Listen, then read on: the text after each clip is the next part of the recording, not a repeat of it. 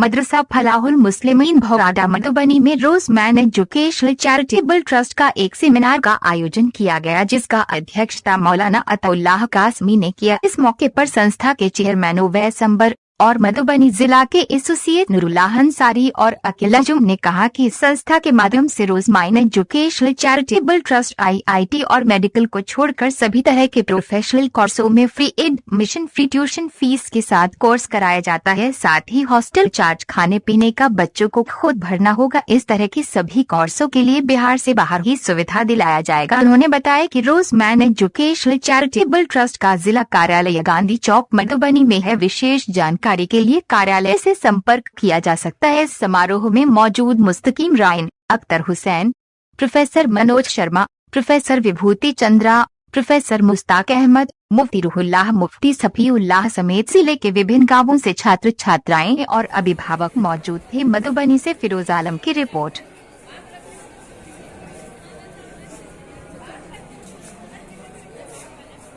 जो कभी पूरे नहीं होंगे, ये सारे वो ख्वाब हैं जो सिर्फ टेबल पे आप जितनी भी मीटिंग में आपका एक्सपीरियंस रहा स्कॉलरशिप का, जब आपके पास गेट पास होगा तब तो हक मांगोगे। हक ही नहीं मांग पा रहे हो क्योंकि तुम्हारे पास गेट पास ही नहीं है।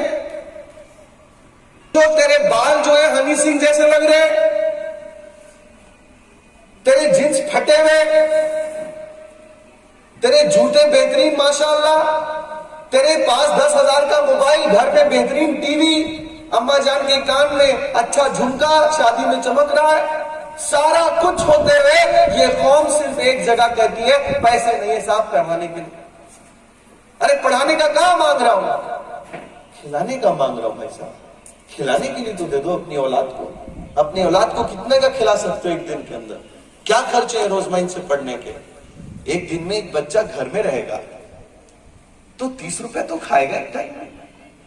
अगर वो बाहर रहता है इसी जिले के अंदर तो खाना 30 रुपए में मिल जाएगा, जिले के अंदर भरपेट मिल जाएगा, 40 रुपीज में मिलेगा। हम बोलते हैं 30 रुपया, 30 को 3 से गुना कर लो, 90 रुपया, 90 को 100 बना लो और 3,000 रुपए की महीने का खर्च कर लो खिलाने का। इतने में बच्चा पढ़ लेगा, इतने में बच्चा पढ़ लेगा। 3 से 4,000 का खर्चा खाने के लिए।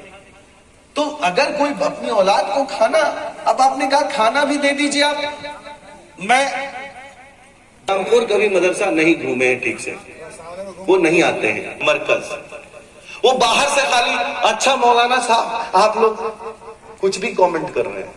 उन्होंने कभी मदरसा के पीछे की जो दर्द है वो नहीं देखा है। तो इनको बहुत बेहतर से पता है, इनको बहुत अच्छे से पता है।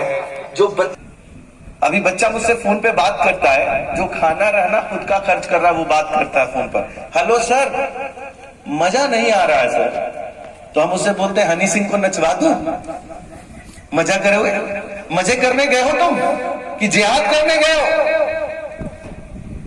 कंगना रावत बुलाओ, मजा आएगा, नाचेगी। अरे भाई क्या तुम पूछ रहे हो फोन पे एक डायरेक्टर से, एक कॉलेज के प्रोफेसर से कि मजा नहीं आ रहा है?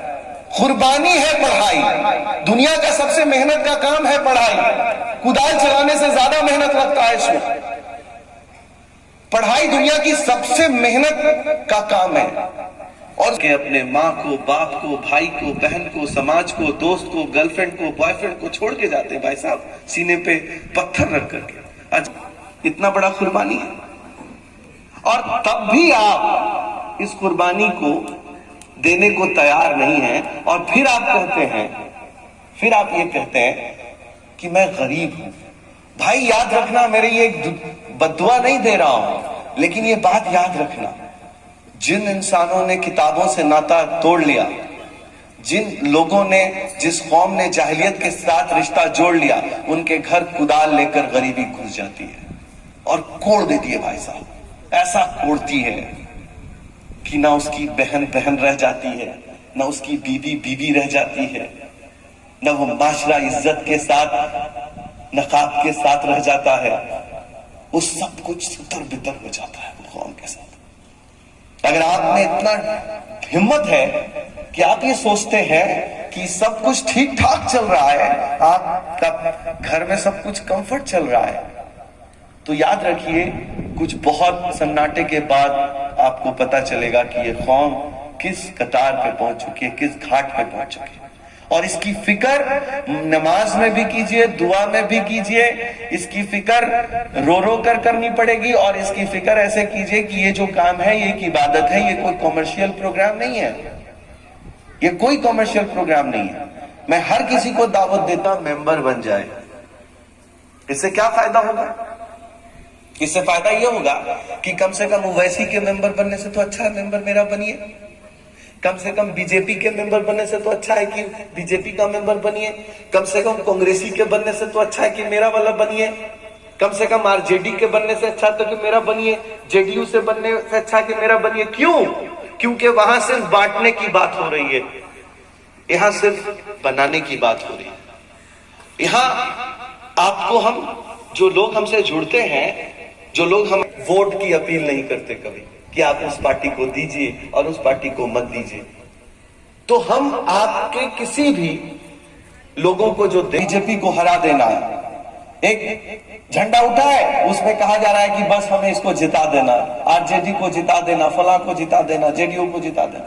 वो जो आदमी झंडा उठाया, उसकी बीवी ने शाम मुझसे कहा कि बाबू का दूध का बोतल लाए हैं। उसने पूछा, बीबी ने, बाबू का दूध का बोतल लाए हैं? तो ऐसे मुंह कर रहा है जैसे सुना ही ना हो। वो हरामखोर जो अपने घर में अपने बच्चे का दूध का बोतल पूरा नहीं कर पा रहा है, सुबह चाय दुकान पे नफरत बो रहा है कि हम सरकार अच्छी चलाने चाहते हैं। तेरी औकात दूध की बोतल की नहीं है, और तू सरकार के बदलने और सरकार के चलाने की बात कर रहा है। ये कैसे है हालात? आप जाके देखिए, हर घर में पाएंगे ऐसे उच्च क्वालिटी के प्राणी। तो हम सब, आप बार बार सुनते होंगे मेरे जुबान से हरामखोर, सोचते होंगे काहे बोल रहा है बार बार। हरामखोर उसको बोलते हैं जो हराम का खाता है। ये कोई गाली वाली नहीं है, उसका पोस्ट है, उसका पद है।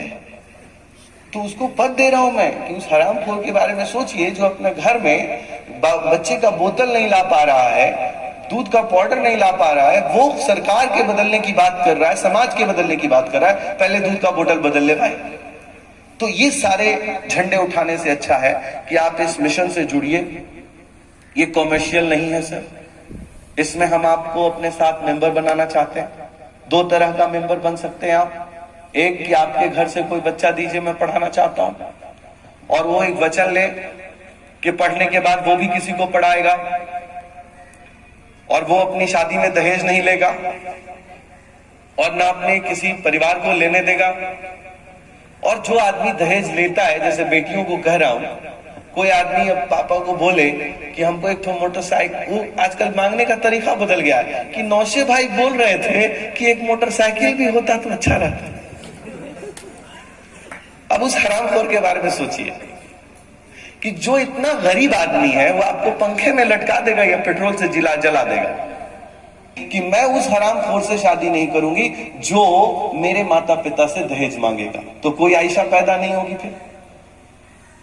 तो आपको भी हिम्मत करना होगा, जो बेटियां यहां बैठी हैं, और लड़के वो सोचे कि इतना गरीब दिल है तुम्हारा, इतना मरहूम आदमी हो तुम,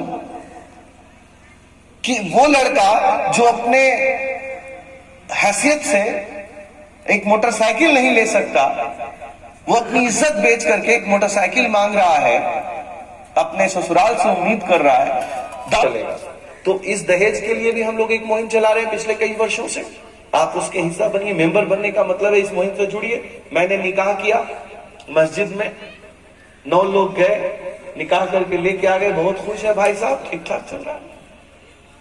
इतना तामझाम कर रहे हो, घोड़ा वोड़ा पे चढ़ जा रहे हो, एक दिन में बादशाह बन जाओगे क्या? राजा हो जाओगे? तो ये सब छोड़ो ड्रामा और अच्छे काम में लगो, पढ़ो, पढ़ाओ, समाज को आगे बढ़ाओ और इस मुहिम से जुड़ो। Thank you so much. अगर मुझसे कोई लफ्ज में आपको हट हुआ हो, कोई गलती हुई हो, आपको कोई तकलीफ करने की जरूरत नहीं पड़ेगी, माफी चाहता हूं। Thank you. ये programme Rose Mine educational and charitable trust का है। एक संकल्प है कि कोई भी शहर का बेटा बेटी जिसने 10वीं पास कर लिया, 12वीं पास कर लिया और पढ़ाई के लिए आगे जाना चाहता है, फाइनेंशियल क्राइसिस की वजह से पढ़ नहीं पा रहा है, हम उसको आह्वान कर रहे हैं, पुकार रहे हैं, बुला रहे हैं कि रोज़ माइंड ट्रस्ट के इस बैनर तले उसकी पढ़ाई की टोटल फीस की रिस्पॉन्सिबिलिटी उठाई जाएगी।